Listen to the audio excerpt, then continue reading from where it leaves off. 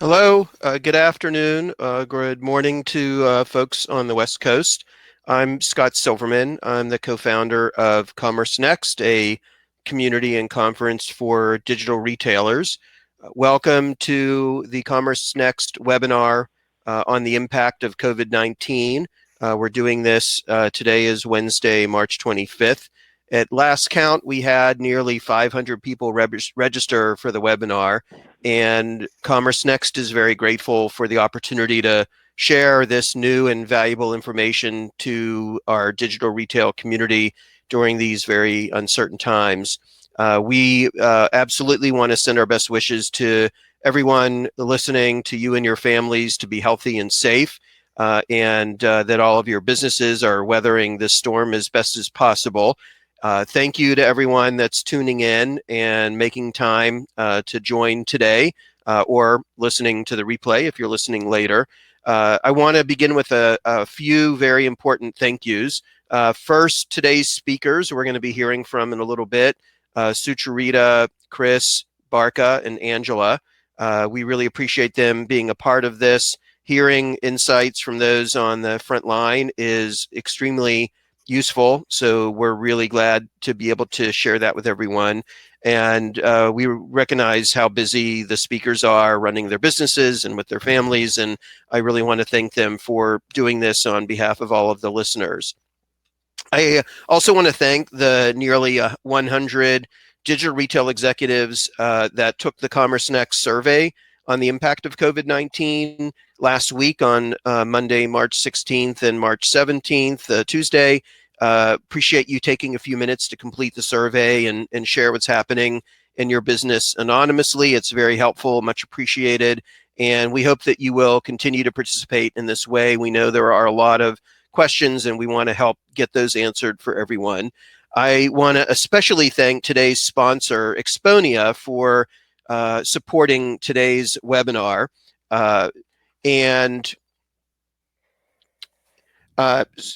I encourage everyone to visit ecommerce.exponia.com to keep up to date with the latest news, commentary, and analysis surrounding COVID-19's impact on e-commerce. Additionally, Exponia will be hosting open community calls for CRM managers and CMOs, so look for an invite to join and provide your perspective and hear from others. Exponia will be providing free access through the end of April to its WebSlayers Starter product for all customers and brands looking for expedited and easy communication with their customers on the web. The company will also provide use case packet upon request. The pack includes templates for various banners and recommendations on how to utilize multiple channels in coordination with web layers. So the agenda for the call, for the webinar, first, we're going to hear some consumer findings from Sucharita. Next, I'm going to walk through the merchant findings from our poll, our survey that we did last week. We have some instant poll questions. We feel like it's a good opportunity to collect input while we have everybody on the call, and then we'll do some panel discussion and audience Q&A. And I also want to remind everyone that a couple things. One, at the end of the deck, there are some resources. One is general COVID-19 resources, applicable to everyone. The second is industry information. And then the third part are different charities and fundraisers if you're looking for somewhere where you can help and provide some financial support. And I also want to remind everyone that you can download the deck at any time in the handouts that is available as well. So I'd like to first introduce Sucharita. She has been in the e-commerce and digital retail space for many, many years. She's one of the smartest analysts in this space. We're really grateful to have her be a part of this and to provide her insights and commentary. She was also kind enough to share some very current consumer data. So I want to turn things over to Sucharita and have her walk through some of that data that she can share, and then we'll get into the merchant data as well. Great. Thank you, Scott. And just to echo Scott's thoughts, I really, really, truly hope that everyone is healthy and that those in your lives, especially your loved ones, continue to stay healthy as well. I unfortunately don't have great news here. This is pretty much the state of not just the national economy, but consumers' personal sentiments around their economic conditions. The last time I did this particular survey was in 2000, well, the second to last time was in 2008. And then I did a rehash because I really wanted to see how now compares to 2008. So what I did is that we did a survey at the end of last week actually from Tuesday to Thursday last week. And recall that Tuesday was the day that most states started their social distancing efforts. So, I'll share with you that that sentiment kind of fell off a cliff pretty suddenly. So the three questions we asked was, what is your sentiment around the national economy? People thought that it would get worse. 72% of them did, larger than the same percent, that the same group of people who responded in 2008. The elements that are particularly pronounced are the next two, which is speculation around the next 12 months in your personal situation. So in 2008, 17% thought that their economic situation would get worse. That is now 40%. And as far as the personal financial situation in the last 12 months, that too is higher. And largely that is due to everything from people maybe having been laid off to having looked at their 401ks even over the last few weeks. Now, the challenge with this is that this is changing so quickly, and literally overnight you'll see changes in behavior and changes in sentiment. And the good thing about that is that as quickly as things change to the negative, we can hope that if things were to reverse, they will change quickly to the positive as well. But just to give you a sense of how much things have changed, McKinsey did a similar survey that was also essentially a good, better, or bad kind of characterization on Monday and Tuesday last week. And their numbers were more positive than essentially the same survey, a few days later. Now, granted, the sample sizes were different. The samples themselves were different. This data came from BizRate Insights, which has a shopper panel, which does tend to be skewed a little bit more highly toward women, but is otherwise demographically representative of the population. And that may weigh into some level of bias in the deltas, but the deltas are so stark that I find it hard to believe that, just the fact that that's on the 17th and on the 19th, major things happened that likely led to sentiment changing. As far as specific kinds of retailers that will win or lose in the course of this, again, the numbers probably aren't going to be surprising because we see mass merchants and grocers, of course, topping the list. On the right-hand side, that was really who we saw growing in 2008. And that's a similar story in 2020 and March 2020. And the way that I look at it is I take the yellow and I subtract the blue, the dark blue. And if the number is positive, there should be a net gain. And as you can see, there are very, very few types of businesses where there will be that net gain. One thing to keep in mind is that this should not be read as, 35% of all shoppers are going to be spending more on online grocery. What this is 35% of people who currently shop right now for online grocery will be shopping more for online grocery. Keep in mind that online grocery is, especially food and drink, is less than 5% of the category. Another just kind of deeper dive into the delta between stores and online. On the left-hand side is the consumer change in how they're shopping in physical stores, and on the right-hand side is how consumers are shopping online. And certainly there is more drop off in store shopping. There is a slight gain in online shopping. But what we see is that 15% of consumers say they're shopping more than they normally do in stores. 21% say that they are shopping more than they normally do online. But I think it's also important to keep in mind that double-digit percents of consumers are also shopping less across all channels. Now, this is likely what you are experiencing in your own businesses, which is when we look at where are people shopping more, it is highly concentrated only in a few players. So on the left-hand side, the biggest beneficiary, not surprising, for the store shopping are grocery stores. Certainly general merchants like Walmart and Target are at the top of the list, the warehouse clubs as well. What gives me a little bit of confidence that the consumer sector will be hopefully okay is that there is a non-trivial percent also shopping at restaurants, but that is, of course, distributed amongst nearly, kind of 200,000 restaurants around the country. So they're going to continue to be challenged. On the right-hand side, online pure plays, and we had given as an example Amazon and Boxed, but the vast majority is likely going to Amazon, then other online web sites of stores. And then interestingly, lower down on the list, only 3% of people say that they're spending more at any of these other types of services, like whether it's a Postmates or an Instacart, or even an online store of a brand. There are not that many actually that are even selling these days. If you look at like a Charmin or a Purell, they just have where to buy links on their websites.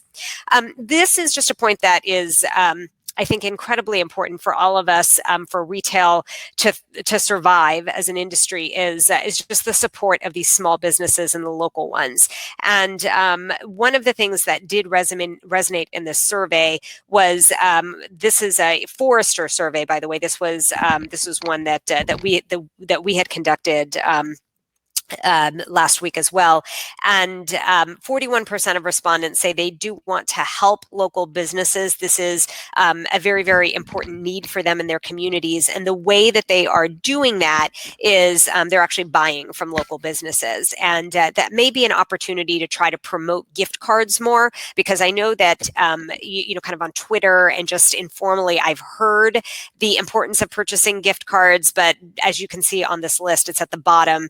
Not that many consumers actually are purchasing gift cards from these local merchants.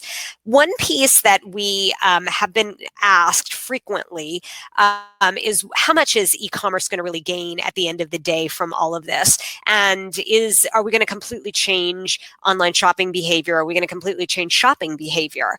And one of the things that I don't think that we had anticipated in the course of this is that consumers are essentially only buying certain items right now.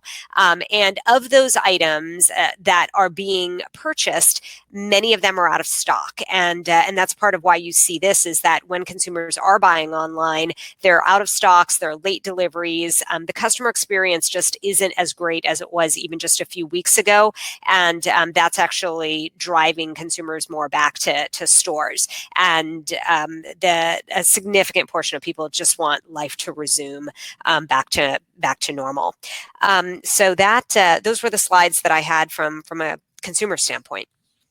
Thank you very much, Sucharita. So now that we, heard some data on what consumers are thinking and how they're reacting to things, I wanted to follow up with what we're hearing from retailers and merchants. So first I want to mention a couple things about the respondents. There are some demographics in here. I think one, these are generally larger size companies. Nearly half are generating 100 million or more annually in e-commerce revenue. The other thing, if you look on the right side in terms of the categories, they're predominantly companies that are in business for non-essential goods, apparel, furniture and home furnishings, toys and hobbies, and so on. And also, everyone should keep in mind the dates. So this is quickly changing. As we all know, this is about a week old. We were in the field last Monday and Tuesday, March 16th and 17th. And I'm sure for some of the questions in here that if we were to ask them again, there would be some different answers. So but why don't we jump in and look at some of the things that were happening. I'm not going to spend a lot of time on analysis because, again, I think things are moving quickly, but just this is a little bit of a snapshot of what's happening right now. In terms of e-commerce traffic, this is split between some are seeing higher and lower. And I don't think there's a whole lot to say on that. In terms of store traffic, this is no surprise to anyone that it's much lower. Retailers with stores are not seeing nearly as much traffic. In terms of the revenue, this one might be what you're all living right now. But things, in February were looking like it was going to be a fairly good year. And then we saw the first half of March come in, and you could see those who are slightly behind plan or significantly behind plan were really increasing. Then the difference between the first half of March and what was going on in February. In terms of sales shifting from stores to online, I think there initially was some hope that if people were going to be home, that they would have more opportunity to shop. If they're not going into stores, they would be shopping online. And I think that didn't seem to prove out, as we're seeing when we isolate just the retailers that have stores. Not very many of them, at least 2/3 are seeing that they don't see sales shifting from stores to online, unfortunately. So that leads us to how everyone's thinking about Q2. We think it was almost premature to really think about anything beyond that. But here, there's not a lot of optimism for Q2. Only 7% of the respondents said they're increasing. I wonder if we ask that again, if that would even be lower, or that could be, a few of the food and beverage companies that were in this sample size. One of the things that we also asked about was the impact on supply chain. This is fairly mixed. Going from left to right here, left being a more significant impact to no impact at all. But we also collected some open-ended comments, and there's one in this insert here really referencing that they really don't think they're going to know until Q2 because a lot of the inventories and purchase orders are on the water and that were placed in Q4, early Q1. So it might be a little too early to see the direct impacts of supply chain disruptions. Working from home, and this is another one. I'm wondering if this would change already, or it's again some of the outlier companies that may be in here in food and beverage, but majority of people are offering either mandatory or optional work from home. The one I think is most likely to change would be the optional. I'm assuming we would see a bigger growth in the mandatory work from home. We also looked at some marketing elements, and the first question we asked was around media costs and just getting a sense from people at how they are, what they're seeing out there in terms of media costs, and asking if they agreed with the statement that they are generally lower media costs due to the fact that many of the big ad buyers, especially in hospitality and travel, sports and so on, where there's going to be very little demand for media buying there. And we saw generally that people were agreeing with that statement. But if you look at this next slide, it almost, it doesn't matter. It doesn't seem like this is necessarily an opportunity to invest in more marketing spend. We're seeing decrease in paid media. We're seeing shifting to marketing channels. That's one we want to look at a little more and understand where those shifts are happening, and shifting from acquisition to retention. So those were the top three adjustments that we saw coming into this. Finally, we had some open-ended questions where we just asked, what other impacts are you seeing? There was one comment here. We picked a few that we thought were interesting.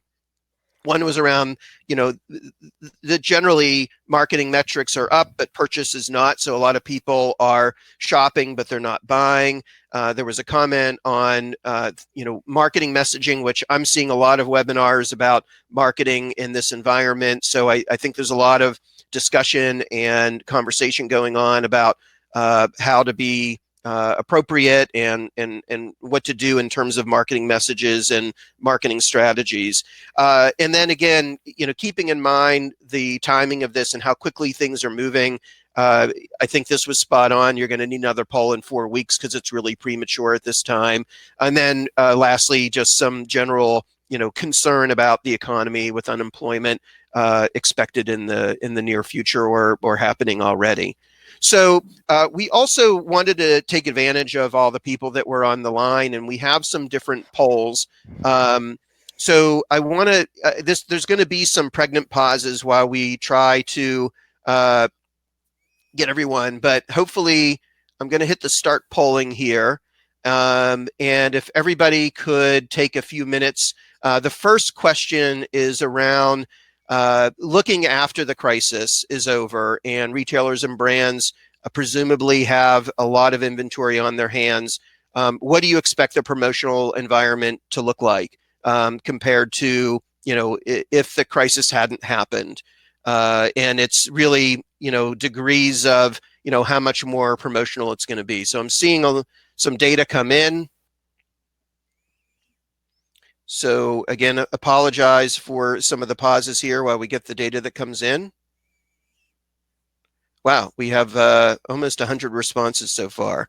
So I'm going to close the poll so we can keep moving on. Interesting. So I think generally we're going to see much more. The belief is it's going to be a much more promotional environment. I don't think anyone is typically surprised by that. So why don't we move on to, I'm going to close this poll and go into the next one. So start this poll. So this is another interesting thing. I'm sure many of you have seen that there are some e-commerce sites that have shut down and stopped taking orders. Two that I saw in the news were the TJX brands and Victoria's Secrets. If you go to TJX, for example, you'll see that they have a message from their CEO explaining that they don't want to have people coming into the fulfillment centers because they're as affected as the stores as everyone else. So this question is, how prevalent do you think this will be among other retailers in the coming weeks? So this is a little bit of more of a mixed bag between, somewhat prevalent, somewhat not prevalent. Well, it's amazing to get this data so quickly. All right, so we have already over 150 respondents. I'm going to close this one as well. Hope you guys, everyone listening, you don't mind me moving quickly through these. The next question is, I think, an interesting one as well, and this is more related to brands that are selling, that sell wholesale and sell through retailers, online retailers and other retailers. And this is around your expectations of MAP enforcement. How are you thinking about brands and how strictly they're going to enforce MAP policies to marketplaces and other retailers while, when this crisis is behind us and the economy begins to stabilize a bit? So give this a little more time, and presumably not everybody on the call is a brand. There probably are some retailers that are selling other brands as well.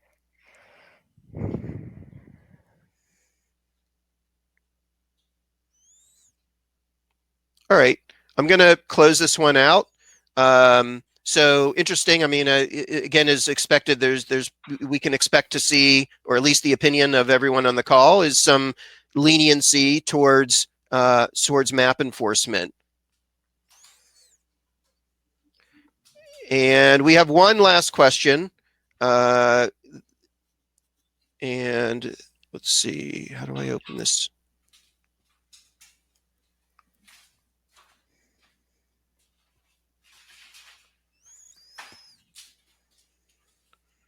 The last question doesn't seem to be loading. I don't know. Oh, sorry, there I am. Start polling. Okay, this question is around what are some of the ways retailers and e-commerce companies plan to relaunch and stimulate e-commerce traffic after things stabilize? And this is, apologize, there's a lot of choices here for you all to look at, but it ranges from, fundraising and charity tie-ins, social contests, increasing media spend, and this is all you can select as many as apply. So this is not going to add up to 100%.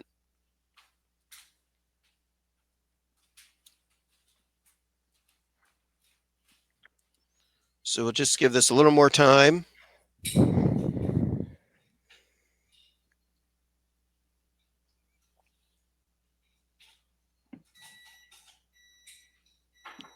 All right, so we're seeing some of those that stand out: increased media spend, community engagement, fundraising,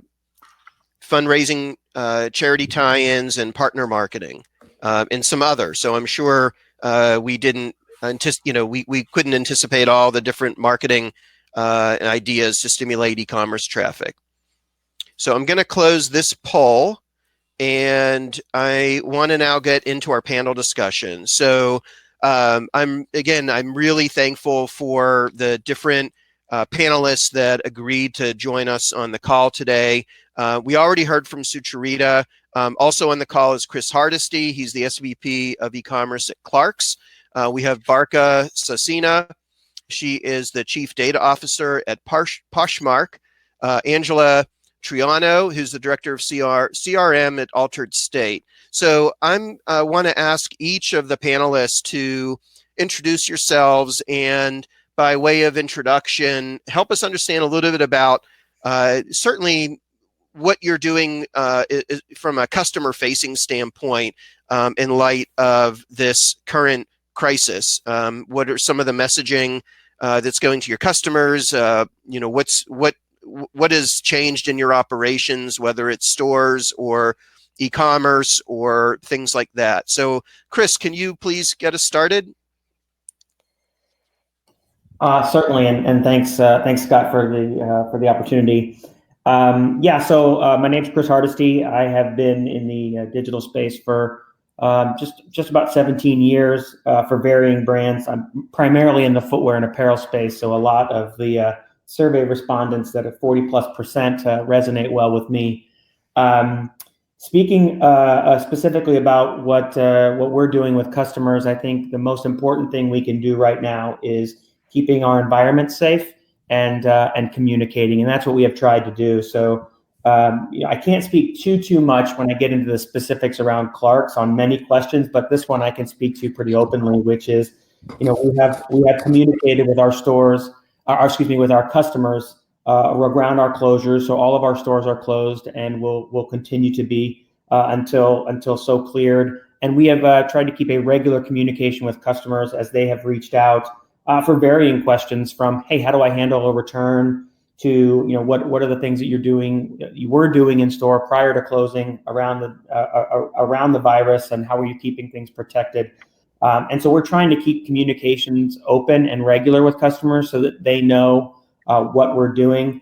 There is a lot of communication going on from a lot of companies, and so we're trying to be mindful of that, but we also want to make sure that our customers know and are clear where we are, where we stand, and how we're reacting.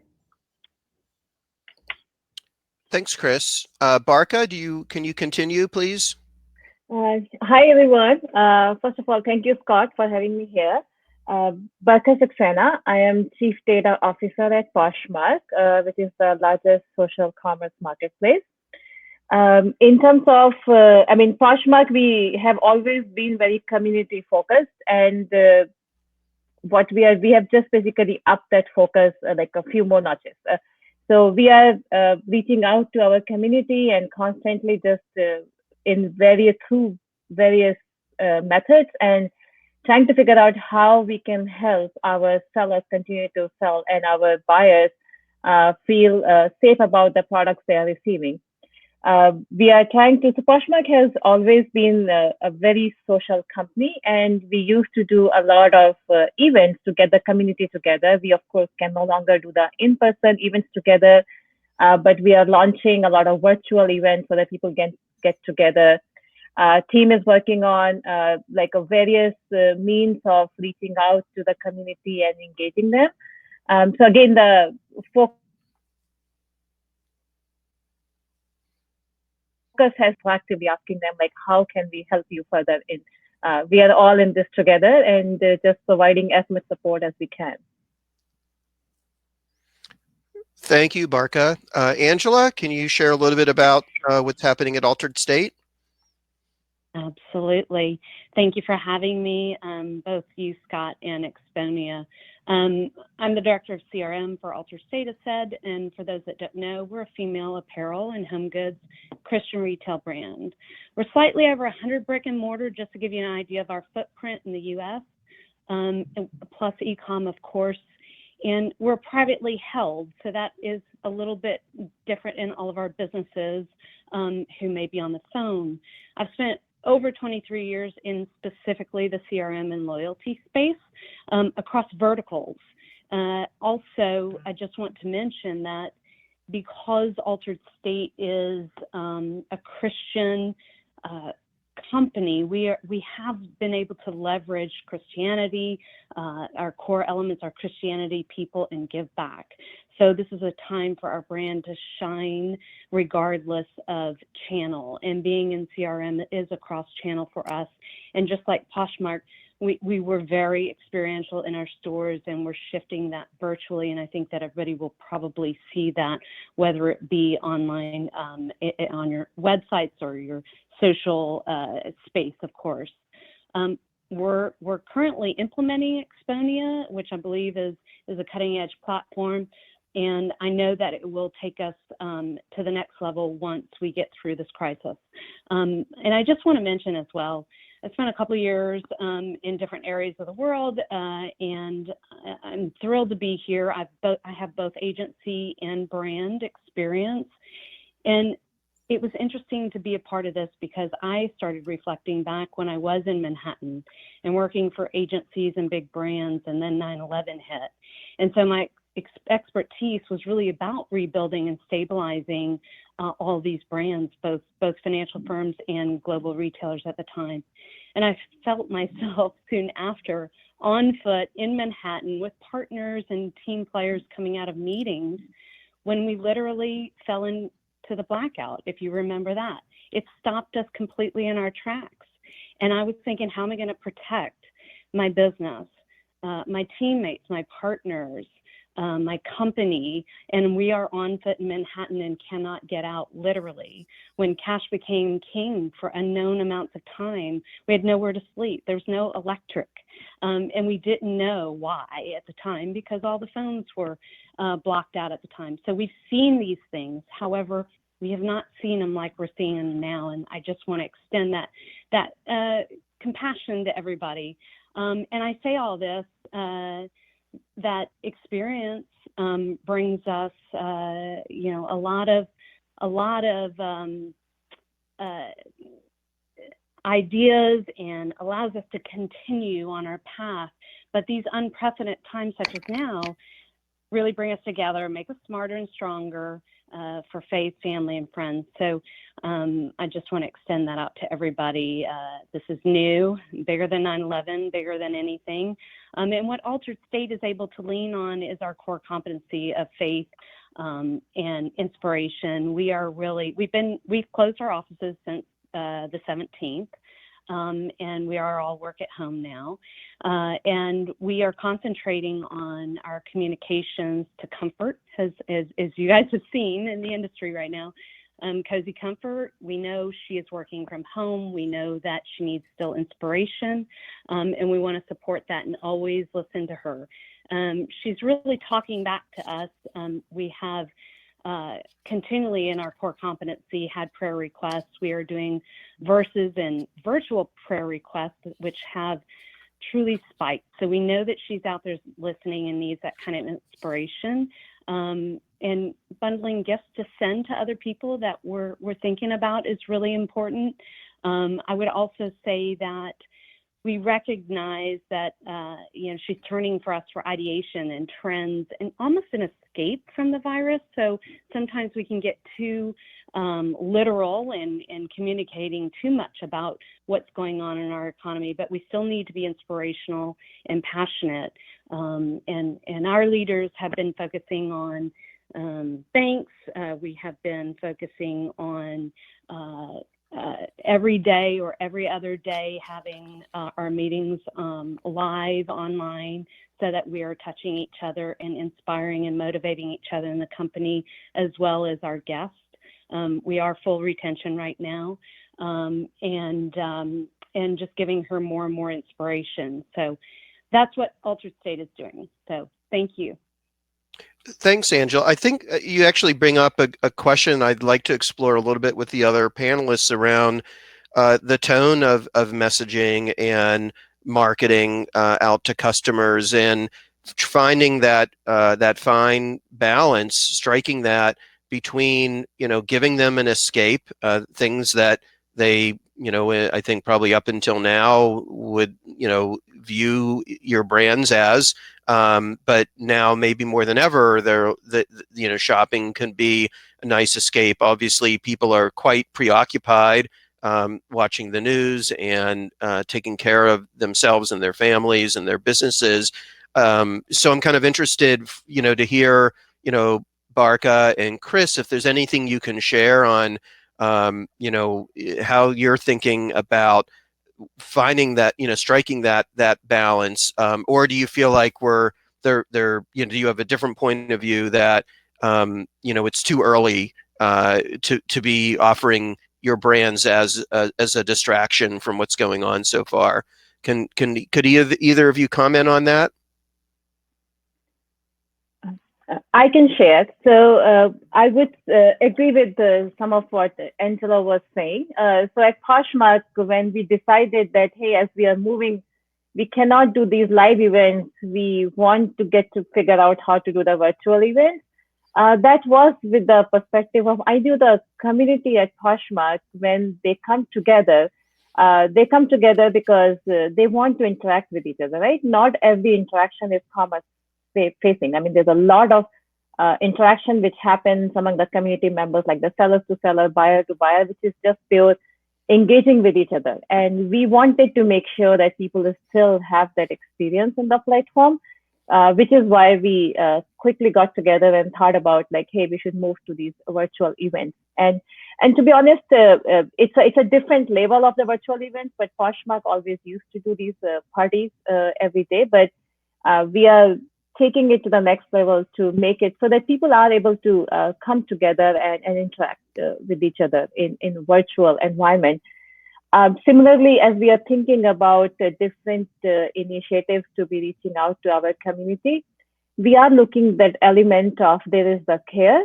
We care about the community from the various aspects, right? So we want to do everything we can, make sure that people are interacting in the safe and healthy environment, but our sellers, their livelihood also depends on Poshmark, because for many sellers, this is the place where they have all the earnings. So we are trying to find a good balance between the two. We want to make sure that our sellers continue to be successful in selling, because everyone is worried, as Sucharita showed her in her data, that the economic instability everyone is worried about. We are focused on that, but we are mixing it with different types of marketing events. And any of you who are a Poshmark user, you will see a lot more of that coming. But team is looking into more fun way of engaging with the community, so that we continue to have as much balanced life as we could in these tough times. Great. Thank you, Barkha. Krista, is there anything you wanted to add? No, nothing too much here. I mean, I can just say that these are things that we are discussing, both looking at things from our own from our Clark's family directly, as well as looking at our customers and how we can best be of support during this time. Lots of discussions, but nothing I can speak to at this point.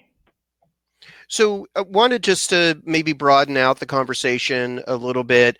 We shared a lot of data, consumer data, and how merchants are reacting and what they're seeing to their businesses. And I'd be interested to hear reactions from the panelists to that data. Even if you can't speak to, which of that resonates, with your own situation, as veterans of the industry, what pieces of those data do you think we should really hone in on and think about? Or even if your answer is, this is just a snapshot in time, don't make too much of what we're seeing right now, because a month from now, it could all be very different. So I don't know, Angela, Chris, or Barkha, any thoughts on that? Or and Sucharita as well. I mean, I can. Oh, go ahead, Sucharita, please. Angela's going to start. I was just going to say that we are in line with the data that you're showing. I would say online is actually up for us slightly. This is very slight and nothing to get excited about. But anything slightly up or flat is good for us right now. So. Sorry, Chris, you were about to say something? Yeah, no, I was just going to say, I mean, I think as far as looking at the data and what resonates with me, a lot of it, well, first off, this is obviously uncharted territory. So, it's really hard to gauge much now from what we're going to see a few weeks from now. I think none of us know, as we've seen. I think the stock market's been a good enough indicator of how wildly it's swung in the last several days. None of us really know exactly how some of this is going to play out. I'm not super surprised by some of the data in that I think there was some sense that the digital world would be able to pick up a good portion of slack, that because people will transition their purchasing online. My general feeling, and again, I'm speaking more generally than I am to my own current company situation. My general feeling to that was people are gonna be very, very focused on the essentials, and they're really going to batten down the hatches, and they're not really in a shopping mindset right now. I think people are concerned across the board as far as and as we saw, what is my financial situation going to be in 2 to 3 months from now, 2 to 3 weeks from now. And so I think the online portion will likely get more aggressive and more loud, whether that be increased marketing or increased discounting, because that will be the way that we can try to reach people. But I think that the mindset and the sort of the spending retail shopper that we saw a month and a half ago is not going to be there to the same extent, and I think the data shows that pretty clearly. So a lot of similar thoughts. This is Barkha. So what I would add there, so a lot of answers were not surprising, but some of the answers, I think the relative ordering of the different scales will change when we do this survey next time. One thing which I would say, just this is not something I'm predicting from the data, but there was people said that, hey, the conversion is lower, but then people were also agreeing that the spend is going to go down. And just yesterday, I saw an article where Facebook did say that, hey, the ad spend is decreasing. So as a data person, I would say if the ad spend is decreasing and the conversions are declining, which we understand, conversions are declining because of the economic environment we are in, but then there is this spend declining. I think there's a play for the math to, I would say the data team should just be working very hard to make sure that how we can at best get the best value out of it. Because when the spend is declining, I mean, my general sense of math says that media should get cheaper. And even when the lower conversions are declining, it becomes an optimization problem. So I would say for anyone, like all the data teams out there, we should be really working hard and making sure that we crack that equation well for the changing environment. I just wanted to follow up a little bit on that, Barkha. As a data person, are there any guiding principles you've established with your team of how to look at data at this time? Because obviously it's so skewed given the circumstances. It's hard to look at with this data, make any sense of how data for the last 3 weeks looks compared to the same 3 weeks last year. So Yes. are there any guiding principles that I think probably be really helpful for people on the call to hear, at least what you've done in thinking through this? Yep. So we have actually taken a lot of steps. The team has been pretty busy in the last few weeks, but I would acknowledge that we don't know how much of it is really working or not, right? Because we have the methodology, but how much of it works, we will only know about that in the future. But going back to the seasonality and the year-over trends just do not apply at all. And along with that, there's a layering of this unfortunate situation waking up and the increasing on different curves in different parts of the country. And our majority of businesses is still US. We just went to Canada last year. So that way we have to more focus on what's happening in the US.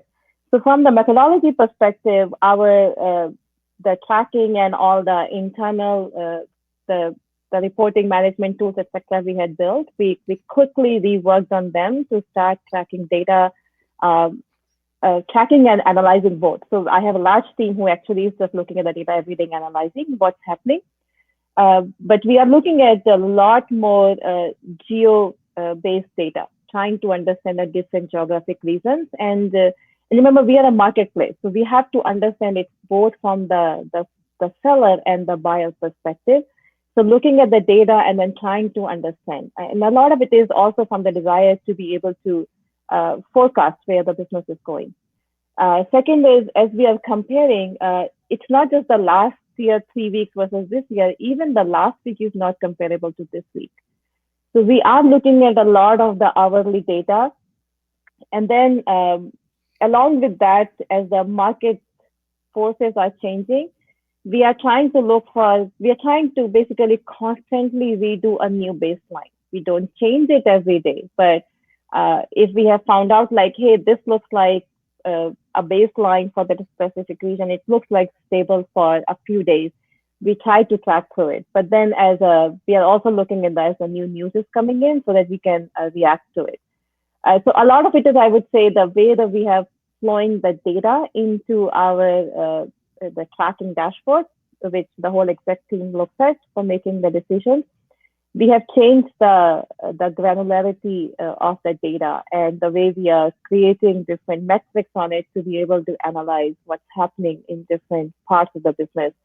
And also being a social marketplace, instead of just focusing on the final outcome, which is the buying and selling, we are also looking at the social aspects of it. Because again, the goal is twofold: understanding what's happening in the business, but also figuring out like how best we can support the community.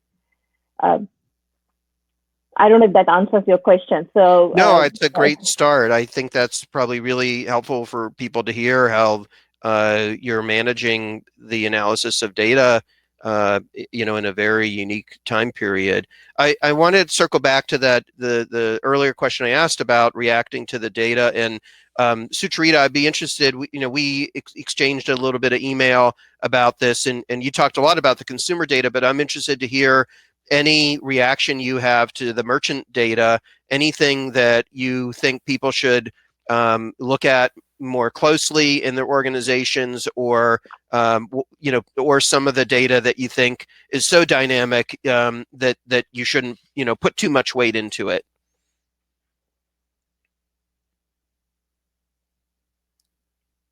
Sucharita, are you still there? Or muted? We can't hear you.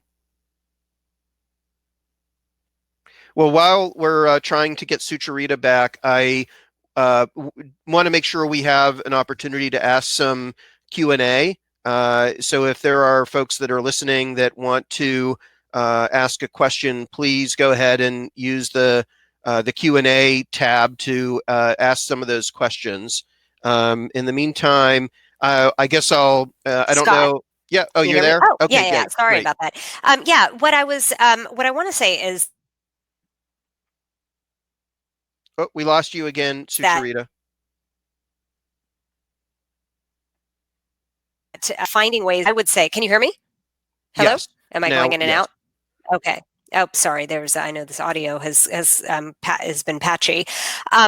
We know that from the consumer data, and it's not just this consumer data. You can look at Gallup or any other data points that are out there. There are people who, kind of. I think that we're in a little bit of an echo chamber in retail, believing in doom and gloom. But kind of there's a significant percent of the American public that thinks that things will be fine, and that in fact thinks that Trump is doing a great job.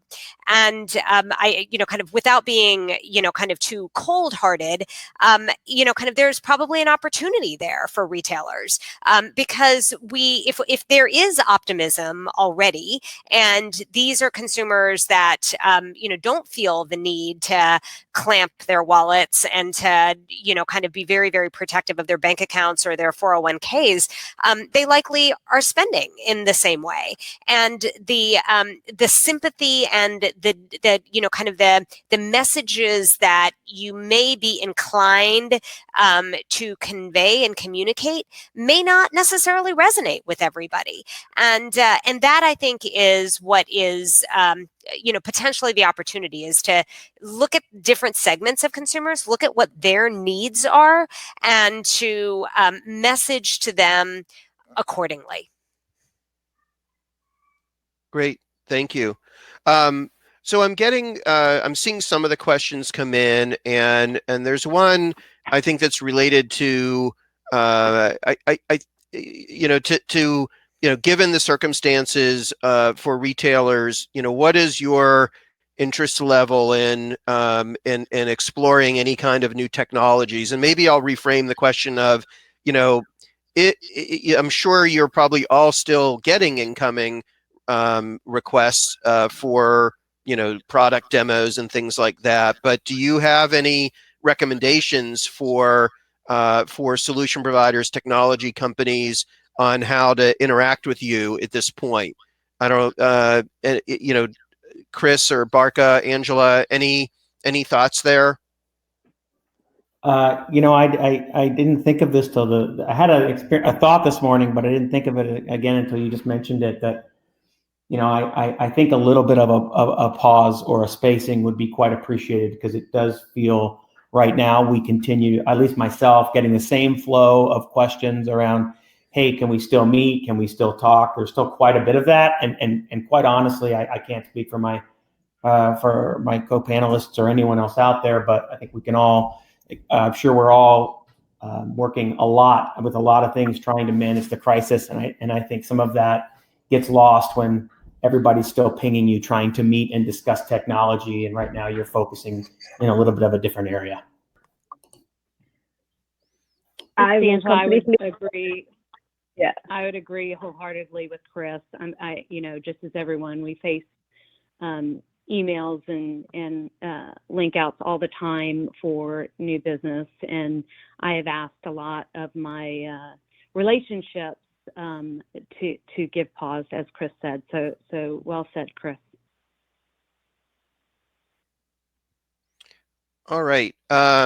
So any other, I'm trying to see if there's any other questions that I can kind of focus in on, but I think we were planning to have this last a little bit less than an hour, and we're right at that spot. I want to be respectful of the speakers' time because we are so grateful that they were able to spend some of it on this call and to share their insights with everyone.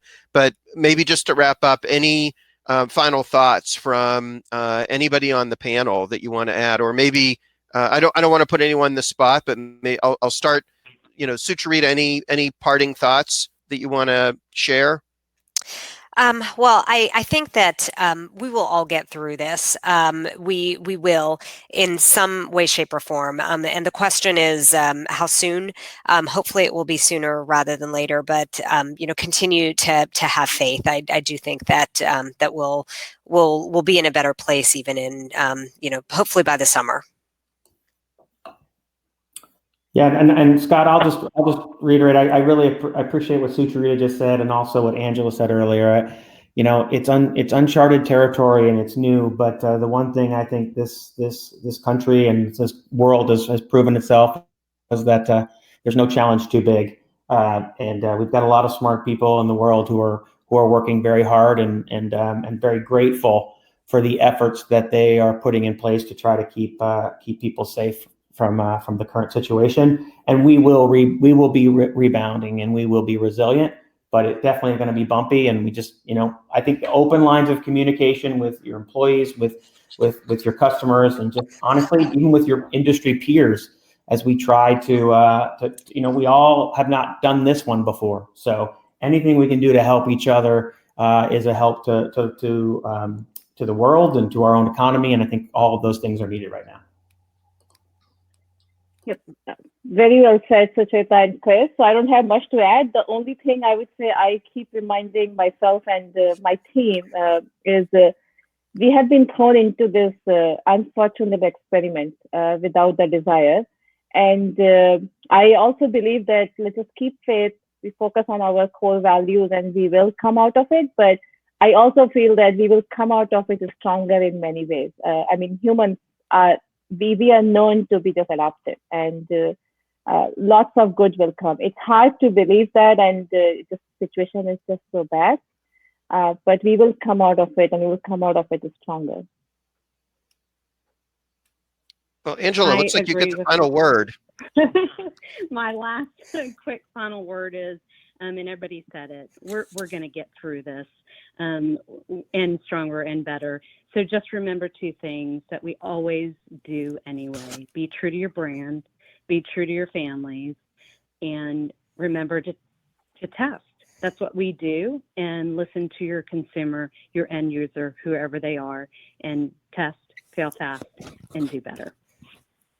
Well, great. I want to thank you all again, Sucharita, Chris, Barkha, Angela, for spending some time and sharing your thoughts, and especially these last inspirational thoughts, I think, which is a great way to wrap things up for this webinar. We will have a replay available. I know there were some questions about the handout and the deck being available. We'll make all that available. And I also want to encourage everybody to look at the resources that are at the end of the handout. There are numerous ways you can stay informed related to your business, to your health and family, and ways to help out. So thank you again. Thank you, Exponia, for sponsoring this. We really appreciate that. And we will be in touch as we schedule more surveys. We have one scheduled for next week. We're going to go into more depth on marketing, and we'll have more information to you about that very shortly. So have a good rest of the afternoon. Good luck with everything. Stay healthy, everyone, and thank you.